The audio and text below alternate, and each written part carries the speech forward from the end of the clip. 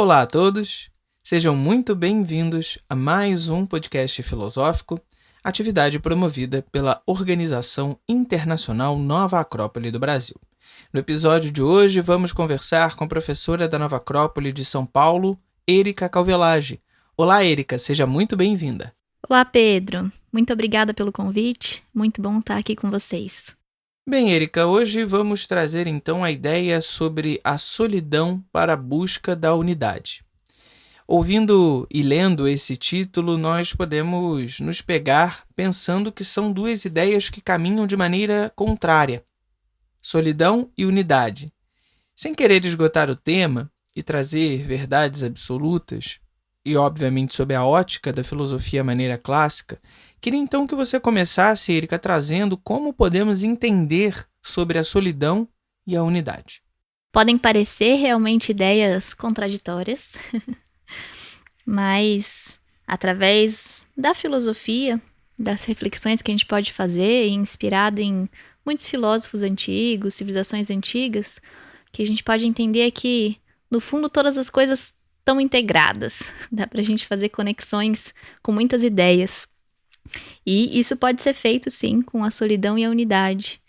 E essa solidão, que é a nossa intenção trazer aqui nesse podcast, não é o sentimento simplesmente de se sentir sozinho, de ficar desamparado, mas a solidão como um momento, como um estado que gera mais ou menos sofrimento à medida que nós compreendemos mais ou menos a sua importância. E a unidade, como essa união, uma união que ela é ampla e, ao mesmo tempo, ela é sintética. É uma união que pode estar no macro e no micro. Essa unidade, ela pode ser compreendida, e já trazendo aqui uma reflexão para a gente começar, ela pode ser compreendida como esse uno que existe em todo o universo, que Platão falava e Plotino, um filósofo neoplatônico, repetia e recordava em sua época. Essa unidade que faz com que todo o universo seja uma coisa só, e também a unidade que existe na humanidade toda, mas, por outro lado, a unidade que existe dentro de cada ser humano. E para relacionar a ideia da solidão e da unidade, a gente pode compreender que, para encontrar essa unidade dentro de nós, para conseguir alcançar, de uma forma até prática, uma coerência em relação ao que nós pensamos, ao que nós sentimos, às coisas que nós fazemos, a como nós atuamos, a esse sentido para a nossa vida, com toda a nossa expressão muito alinhada, para a gente conquistar isso, é indispensável ter alguns momentos de interiorização, de introspecção, de estar conosco, com talvez a melhor companhia que nós podemos ter e que nem sempre nós sabemos aproveitar. E que quando mais nós conquistamos essa unidade interna, talvez mais a gente consiga conquistar essa unidade com a humanidade e a unidade com o universo, de uma forma mais ampla. E quando a gente fala em solidão, tendemos a remeter a algo ruim, tendemos a dizer que não é positivo estar só. No entanto, muitos filósofos, ao longo da tradição filosófica, nos apontam que a trajetória do ser humano só é possível se for construída por ele mesmo. Ou seja, é uma trajetória um pouco solitária. Qual a importância, então, Érica, da solidão para uma trilha de reflexão e de construção de uma vida interior? E gostaria que você diferenciasse essa forma de solidão de uma outra forma de solidão, que é a solidão que nós nos sentimos fracos, sozinhos, desamparados, sem apoio, sem essa unidade que você nos coloca. Como você mesmo colocou, muitos filósofos ressaltam essa importância de caminhar com as próprias pernas. No fundo, a gente pode entender que o sentido da nossa existência é cada vez mais reconhecer quem nós somos, de onde nós viemos, para onde nós estamos indo. E esse encontro, esse reconhecimento, ele se dá, em primeiro lugar, internamente. Eu tenho que saber quem eu sou. Vocês têm que saber quem vocês são, para poder saber para onde estão indo, para poder se inserir até dentro de um meio social.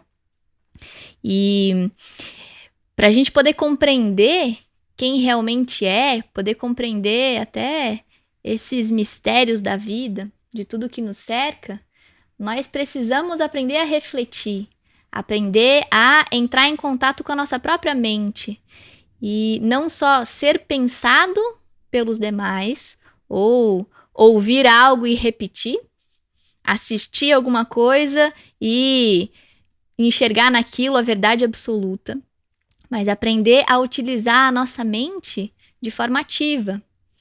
Porque se a gente entende que o sentido da vida humana, como eu coloquei, é cada vez mais compreender o sentido das coisas, essa compreensão ela só se dá quando nós colocamos, de forma metafórica, luz na nossa mente. Quando nós trazemos clareza para a nossa forma de enxergar a vida. E essa clareza, essa luz, ela só se acende se nós estamos conscientes. Senão, nós não temos uma convicção verdadeira. E é muito fácil perceber se nós temos uma convicção ou não. Se nós temos essa clareza ou não, que é fruto do contato com o nosso ser interior, dessa solidão saudável.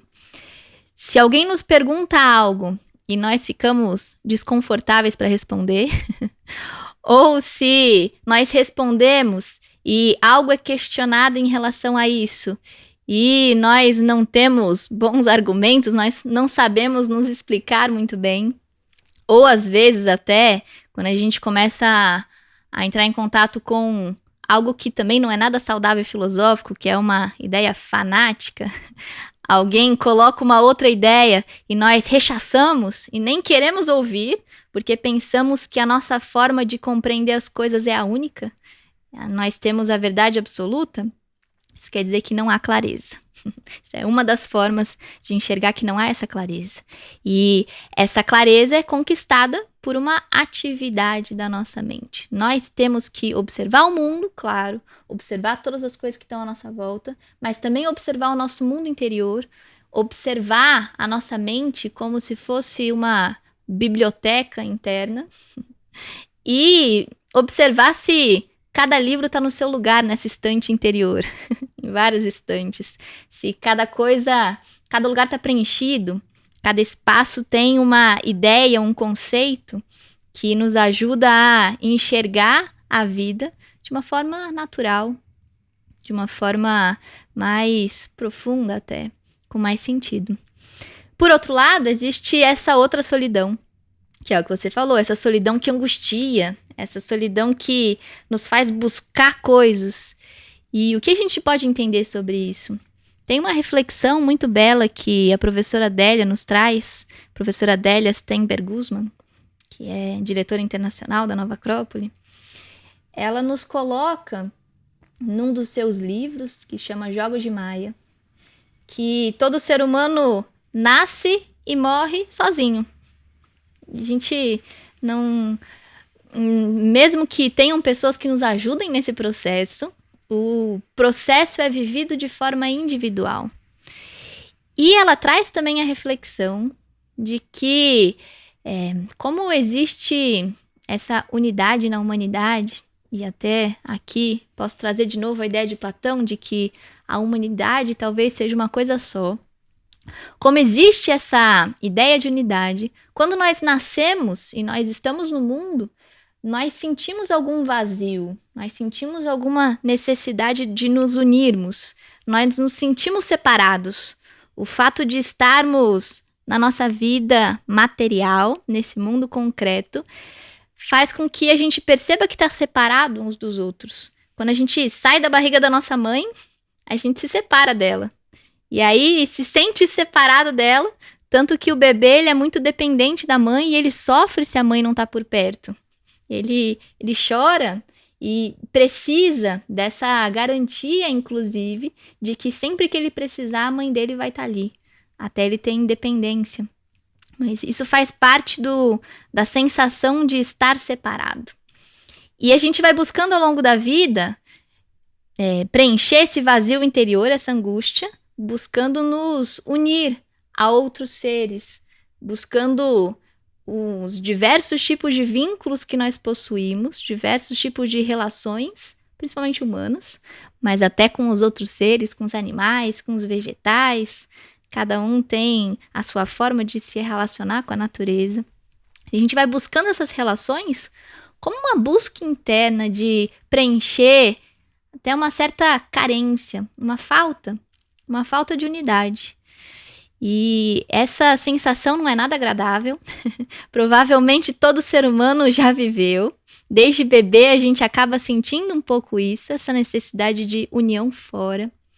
Só que algo que os ensinamentos filosóficos de muitas épocas nos trazem como ensinamento mesmo, como verdade, como uma inspiração, é que nesse instante e nesses muitos momentos em que a gente busca a união fora, a gente se preenche até certo ponto. E esse preenchimento não é duradouro. A gente vai...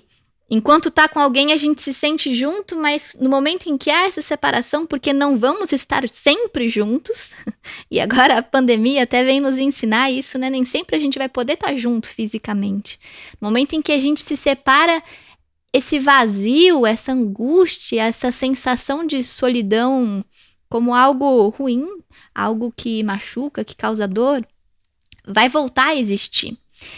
E o que a gente pode entender é que se nós buscamos fora, isso acaba, porque tudo que é externo é efêmero. Tudo que é externo faz parte desse mundo material, dessa até ilusão em que a gente vive.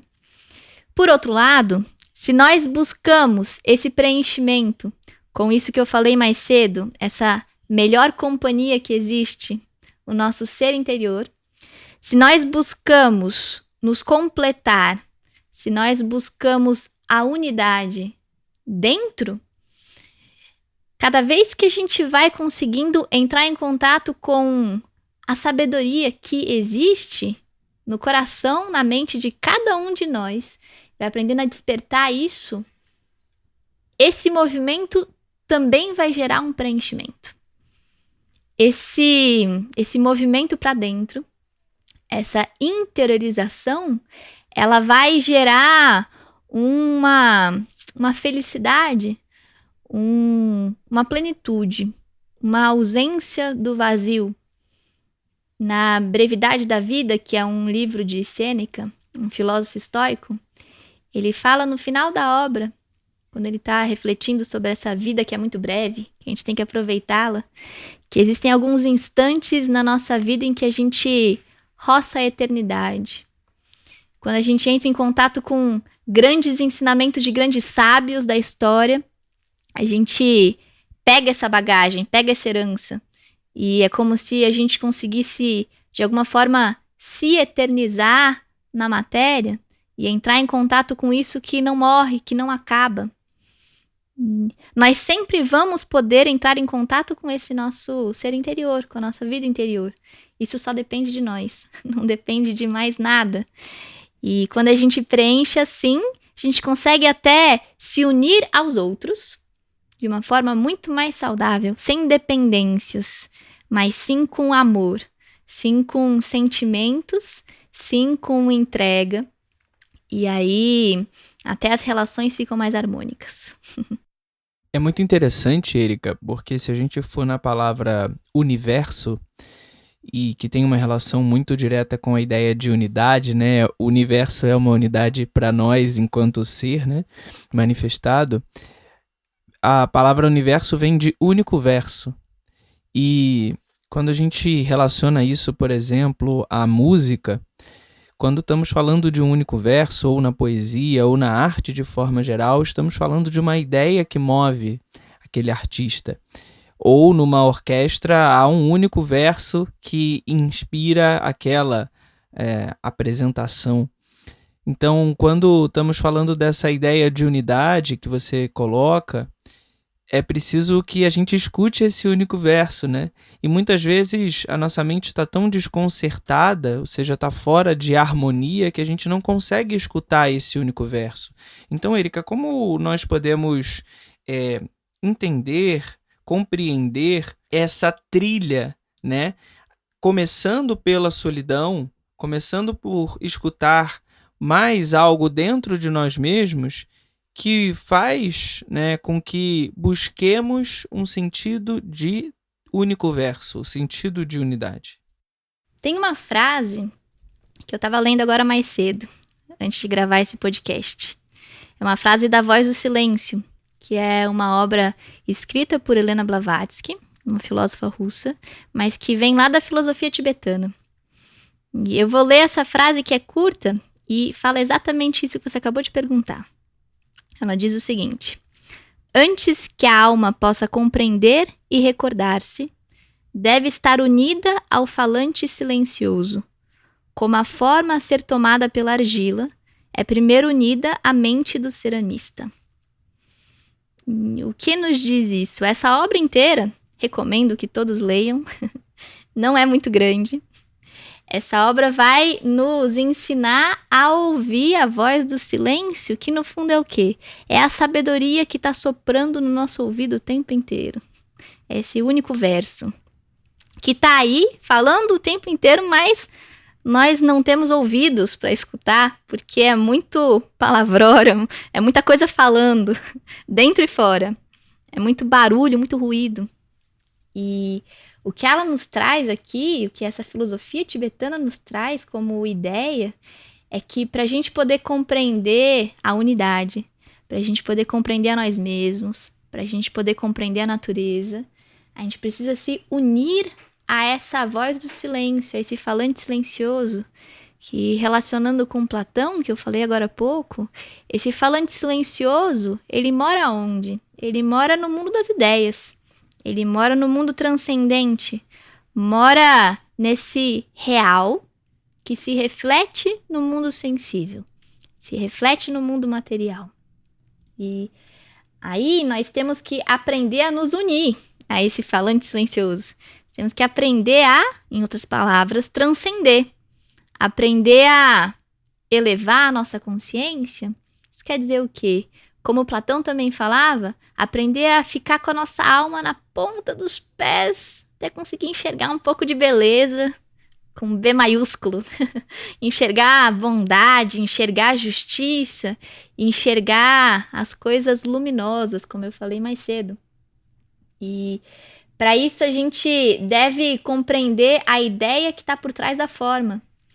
Por isso eu gosto muito desse exemplo, que fala que como a forma a ser tomada pela argila deve estar primeiro unida à mente do ceramista. Ceramista, quando vai fazer uma obra de arte, mesmo que seja um utensílio que vai ser utilizado, ele tem uma concepção na sua mente e ele vai expressar essa concepção. Ele, na verdade, está enxergando aquele bloco de argila, mas ali ele está vendo o que é. E ele vai tirar os excessos. Internamente, como seres humanos, o que a gente pode fazer inspirado por isso? Conseguir conceber em alguma medida quem nós somos. Conseguir conceber o que é esse falante silencioso. Esse ser interior que é a realidade. Que é quem nós sonhamos ser, porque no fundo nós já somos. E aprender a tirar os excessos. Aprender a se despir, não se despir só fisicamente, mas se desapegar de pensamentos que não são construtivos, que não têm relação com aquilo que a gente acredita, que não têm relação com os nossos princípios, com os nossos valores morais. Se desvencilhar de emoções turbulentas que também não têm relação com aquilo que nós realmente queremos, que não nos unem, que talvez nos separem bastante e que nos atrapalhem no processo de unidade.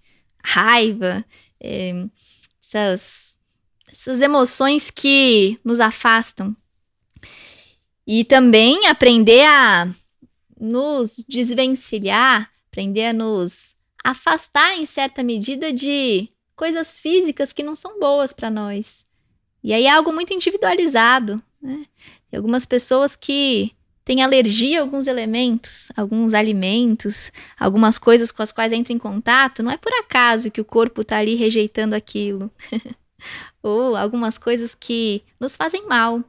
Cada vez mais, individualmente, nós podemos perceber quais são as coisas que têm uma relação com quem nós somos, com onde nós queremos chegar, com esse nosso falante silencioso, quais são as coisas que não têm relação com isso e deixando de lado o que não tem relação. Como esse processo não é fácil, o que também os filósofos nos ensinam de todas as épocas é que, para a gente poder identificar cada vez melhor quem é o falante silencioso, nós podemos buscar esse mundo das ideias também com elementos externos. Porque fazer esse processo completamente sozinho, sem outros seres humanos, sem a natureza, é algo bem complicado. E como a gente faz isso com coisas externas? Buscando elementos externos que nos inspiram em relação à beleza, que nos geram uma contemplação, uma conexão, olhar um pôr do sol ou o sol nascendo.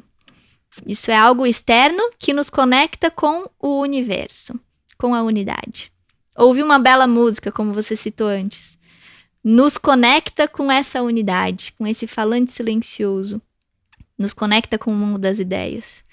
Conviver com alguém que é muito justo, que é muito bondoso, que expressa valores, isso também nos inspira em relação à unidade. Bem, Érica, então que consigamos reconhecer essa voz falante em nós, mais interna, mais profunda, e para isso, como você bem colocou, é preciso que a gente esteja um pouco mais sós, mas sem estarmos distantes do todo, porque em alguma medida nós precisamos dessa convivência, como você bem nos coloca, para impulsionar a nossa caminhada. Como, e seguindo o exemplo, né, que a gente trouxe sobre a orquestra, um instrumento ele tem uma força, mas um instrumento completando um todo, que é a própria orquestra, ele tem uma força muito maior, assim como o único verso, né? O nosso único verso tem uma força, agora o nosso único verso combinado com todo o universo tem uma força ainda maior. Érica, gostaria de te agradecer pela participação no nosso podcast, seja sempre muito bem-vinda e até uma próxima. Muito obrigada, Pedro. Até as próximas.